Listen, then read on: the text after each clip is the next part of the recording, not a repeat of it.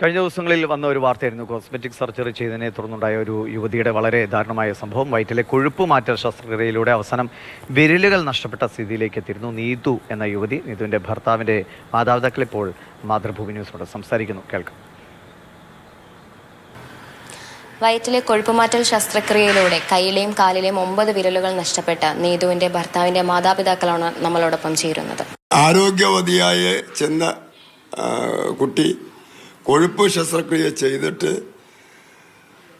ഹൃദയസ്തംഭനം മൂലമാണ് ഹോസ്പിറ്റലിൽ കൊണ്ടുപോകുന്നത്.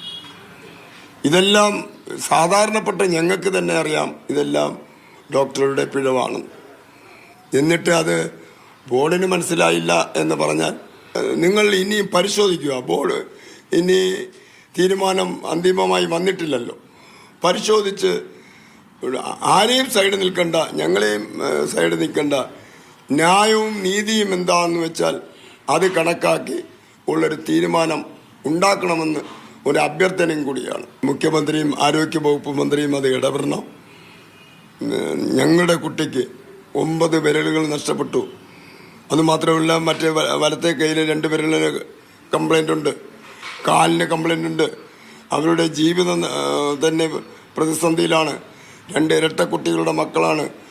ജോലി നഷ്ടപ്പെട്ടിരിക്കുകയാണ്. ഇതിനെല്ലാം ഞങ്ങൾക്ക് നീതി കിട്ടണം. സ്വകാര്യ ഹോസ്പിറ്റലിൽ കൊണ്ടുവന്നപ്പോൾ ഒന്ന് റീ ഓപ്പൺ ചെയ്തായിരുന്നു. ആ സർജറി നടന്ന ഭാഗത്ത് അത് ഇതുവരെ ഉണങ്ങിയിട്ടില്ല. അതിലാണ് സ്കിൻ ഗ്രാഫ്റ്റിംഗ് ചെയ്തിരിക്കുന്നത്. അത് പൂർണ്ണമായിട്ട് ഭേദമായ മാത്രമേ നമുക്കൊരു അപകട നില തരണം ചെയ്തെന്ന് പറയാൻ പറ്റുള്ളൂ.